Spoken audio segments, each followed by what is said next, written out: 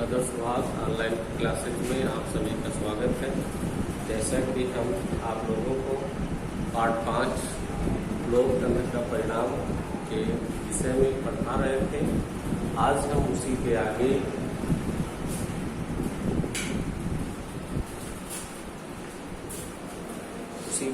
आज हम बताएंगे आपको। हमने आपको कल के लेक्चर में बताया था कि लोकतंत्र क्या है या लोकतंत्र का क्या अर्थ होता है।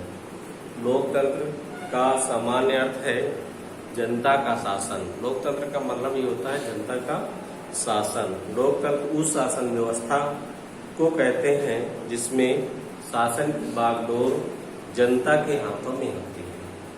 इसी में आपको दो महत्वपूर्ण परिभाषाएं बताया था, जिनमें से पहली है अब्राहम लिंकन की, जिसमें उन्होंने कहा है लोकतंत्र जनता के लिए तथा जनता द्वारा शासन है।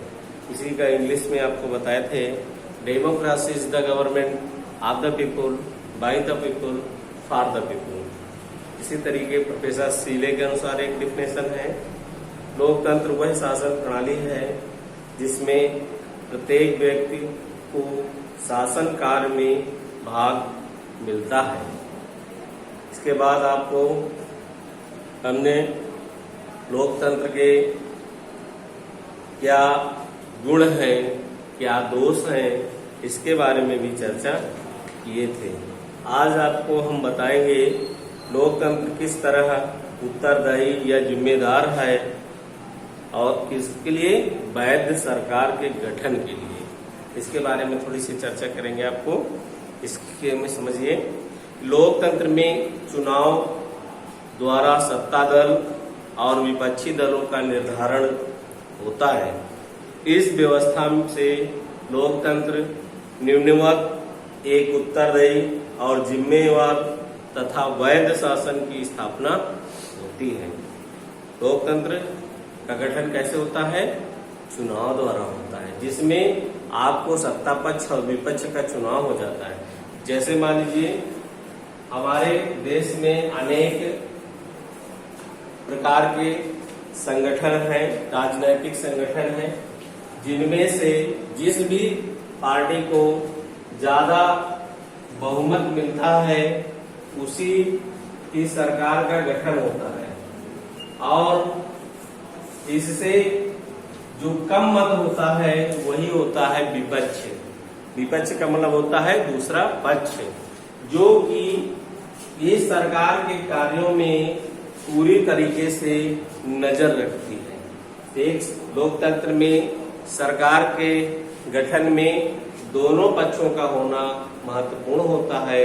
इसमें पक्ष और विपक्ष, यानी सरकार जो इस पार्टी गठन करती है और उसके साथ विपक्ष का भी होना अनिवार्य है, जिससे कि जो पक्ष होता है यानी सरकार होती है वो कोई भी ऐसे कार्य न कर पाए जिससे किसी जनता का या देश का हित हो। ये विपक्ष का ही कार्य होता है कि हर प्रकार के सरकार के कार्यों में हस्तक्षेप करती है। इसलिए लोकतंत्र में पक्ष और विपक्ष का दोनों का होना एक महत्वपूर्ण अंग होता है। इसी तरीके हम इसमें समझेंगे, सत्तारूढ़ दल संसद में कानून बनाने में विपक्ष के निर्णयों का सम्मान करती है। कहने का तात्पर्य है, संसद में जो भी कानून बनाने का प्रस्ताव रखा जाता है उसमें दोनों पक्षों का समर्थन होना अनिवार्य होता है। वह लोकसभा के प्रति प्रत्येक कार्य के लिए उत्तरदायी होता है। और इसके साथ साथ लोकतंत्र में कोई भी सरकार जनमत की उपेक्षा नहीं कर सकती, अतः जनमत उसे उत्तरदायी और नियंत्रित बनाए रखता है। लोकतंत्र का मतलब है, लोकतंत्र में कोई भी सरकार जनमत की उपेक्षा नहीं कर सकती। यानी कहने का तात्पर्य है कि सरकार किसी भी पार्टी की हो, वो जनमत संग्रह का दुरुपयोग या उपेक्षा नहीं कर सकती है। जनमत के निर्णयों को मानना सरकार का नैतिक जिम्मेदारी या नैतिक कर्तव्य होता है। लोकतंत्र में सत्ता का सूत्र जनता के हाथ में होता है, अतः वह आम चुनाव में आयोग और जिम्मेवार सरकार को हटाकर नई सरकार का गठन कर सकती है। यदि मान लीजिए सरकार अच्छे तरीके से कार्य नहीं करती है, जनता के हित में निर्णय नहीं लेती है, देश के हित में निर्णय नहीं लेती है, तो ऐसी सरकार को 5 वर्ष बाद, गैर जिम्मेदार सरकार को 5 वर्ष बाद जनता स्वयं ही इसको हटा देती है। ये होता है लोकतंत्र।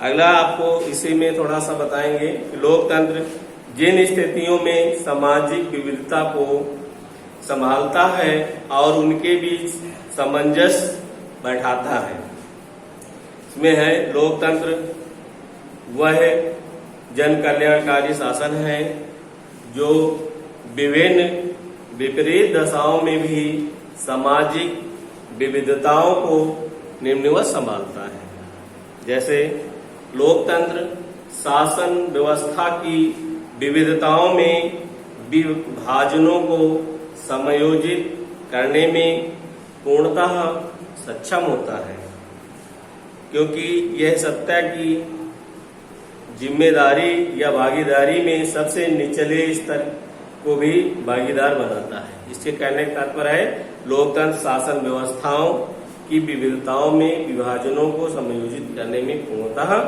सक्षम होता है। मतलब जो भी व्यवस्थाएं होती हैं वो कार्य के अनुरूप सभी में विभाजित कर देते हैं, जिससे कार्य का अच्छे तरीके से संचालन हो सके। इसी में अगला पॉइंट होगा राजनीतिक प्रक्रिया में यह सभी में समान रूप से सत्ता का बंटवारा करके विविधताओं के संयम को समाप्त कर देता है। कहने का तात्पर्य है राजनीतिक प्रक्रिया में ये सभी में समान रूप से सत्ता का बंटवारा करके विविधताओं के संयम को समाप्त कर देता है।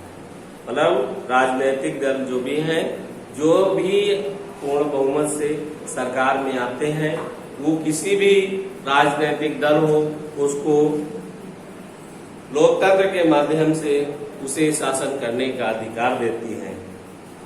तरीके लोकतंत्र बहुसंख्यक और अल्पसंख्यकों के हितों के लिए संवैधानिक ढंग से कार्य प्रणाली तय करती है। लोकतंत्र की जो सरकार होती है वो बहुसंख्यक हो या अल्पसंख्यक हो, दोनों के हितों को ध्यान में रखते हुए संवैधानिक ढंग से कार्य प्रणाली तय करती है कि किसी भी,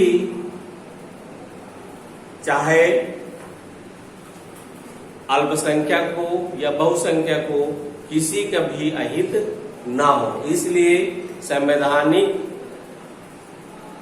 तरीके से या संवैधानिक ढंग से कार्य प्रणाली को सुचारू रूप से संचालन करती है। ये आपका लोकतंत्र के परिणाम के अंतर्गत है। इस लेसन को आप लोगों को बुक के माध्यम से सभी बच्चों को लोकतंत्र का परिणाम पाठ को अच्छे से याद करना, याद क्या मतलब पढ़ना है और समझना है। जो भी किसी बच्चे को कहीं प्रॉब्लम हो वो फोन के माध्यम से पूछ सकता है। और जो भी अभी तक होमवर्क दिए गए हैं या जो भी लेसन लिखवाए गए हैं, सभी बच्चे उनको अपनी फेयर कॉपी में नोट करेंगे। और आपको अर्धवार्षिक परीक्षा के टाइम टेबल कुछ दिन में ही दे दी जाएगी, जिसके माध्यम से आपको हेल्प वैली एग्जामिनेशन की तैयारी भी करना है। और आपको अब मानचित्र, 2 मानचित्र आपको इतिहास में और 2 मानचित्र ज्योग्राफी में भी समझाए जाएंगे। इसके लिए सभी बच्चे अपने पास 2-2 मानचित्र जरूर मंगवा के रख लें, जिन्हें हमें भरवाने और पढ़ाने में कोई प्रॉब्लम हो और आप लोगों को समझने में। धन्यवाद।